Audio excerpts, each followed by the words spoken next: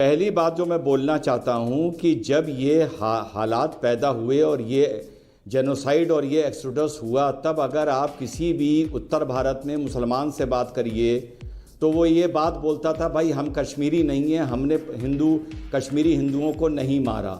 और उसके बाद 2 दशक तक ये नैरेटिव चला कि आतंकवाद का कोई मजहब नहीं होता। समझ रहे हो ना?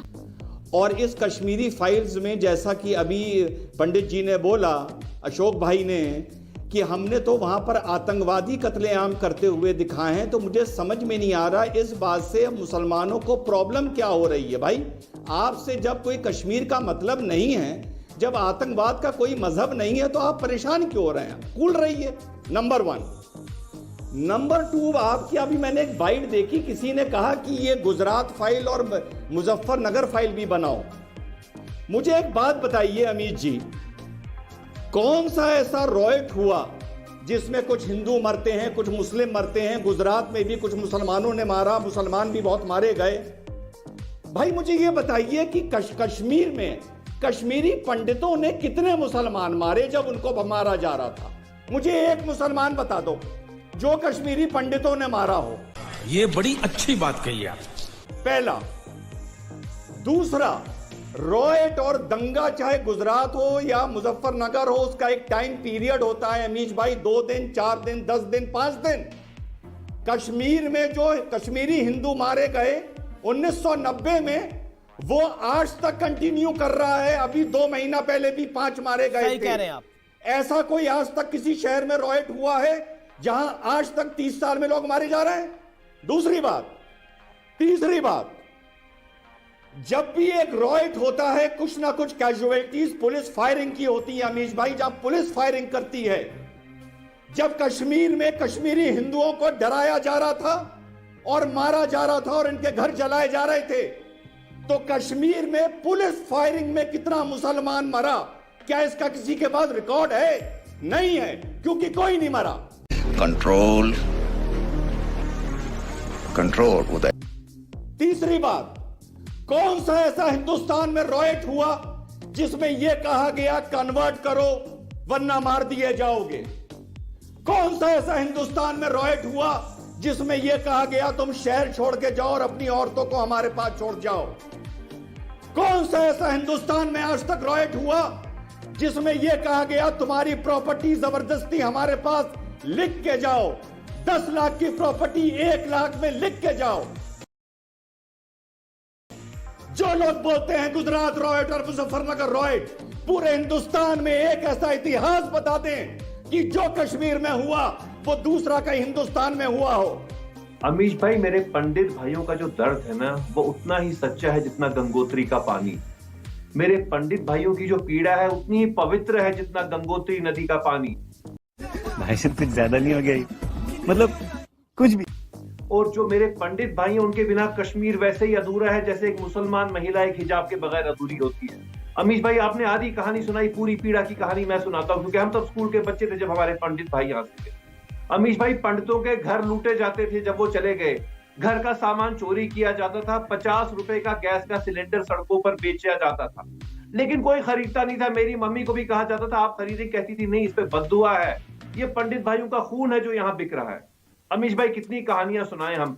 ये दर्द भरी कहानी जो है ना, ये कहानी का हल ये है कि ये किया किसने। बेटा, तुमसे ना हो पाएगा, हमें तुम्हारे लक्षण बिल्कुल ठीक नहीं लग रहा है, तुमसे ना हो पाएगा।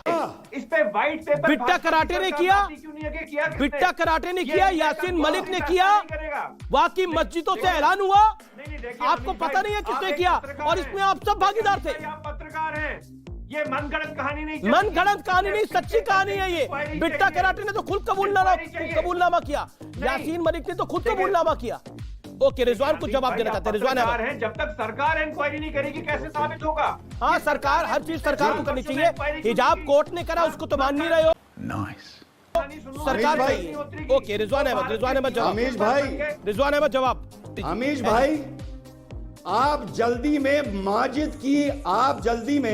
माजिद की बात नहीं पकड़ पाए। इसने आज कश्मीरी पंडितों का क्या मजाक उड़ाया है, आप नहीं पकड़ पाए। इसने बोलते बोलते ये बोला अमीश भाई कि कश्मीर हिंदुओं के बिना वैसे ही है जैसे मुसलमान औरत हिजाब के बिना।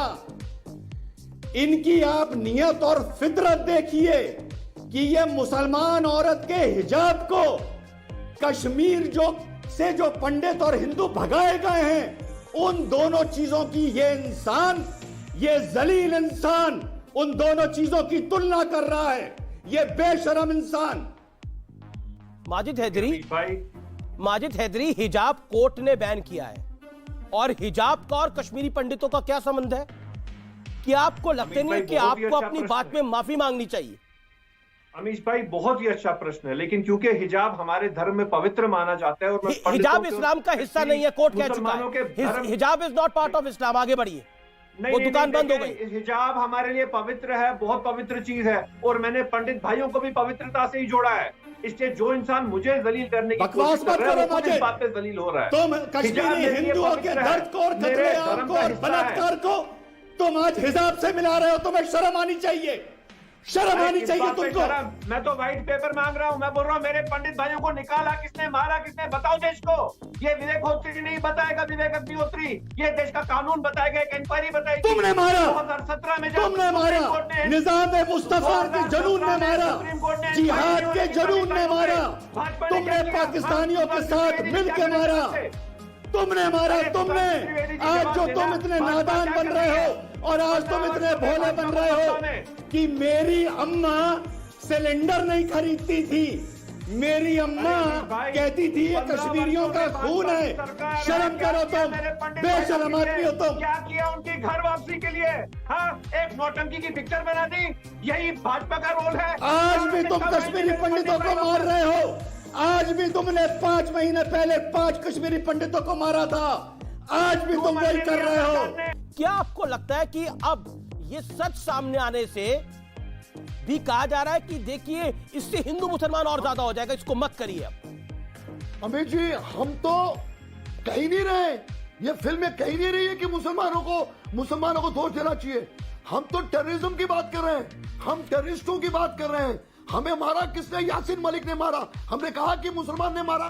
कोई नहीं कहता, कोई नहीं कहता। ये डर गए, ये डर गए क्योंकि ये एक्सपोज हो गए, ये दुनिया के सामने एक्सपोज हो गए। इस फिल्म ने इनको एक्सपोज कर दिया। इनके पास जवाब नहीं है। यासीन मलिक की एक तस्वीर दिखाता हूं, ये इस देश के सेकुलर वर्ग को देखनी चाहिए, ये इस देश के युवा को देखनी चाहिए कि कितनी पहुंच थी, कितनी बड़ी पहुंच थी यासीन मलिक की। वो कि प्राइम मिनिस्टर ऑफिस तक पहुंच गया और प्रधानमंत्री डॉक्टर मनमोहन सिंह से फरवरी 2006 में वो किस तरीके से मिल रहा है। ये यासीन मलिक है जो कहता है मैंने जज को मारा, लेकिन ये प्रधानमंत्री कार्यालय के अंदर है। अच्छी बात बोली, आपको अच्छी लगी तो ऐसे थोड़ा मार दीजिए हाथ, आप एक बार मार दीजिए। क्यों कष्ट हो रहा है आपको?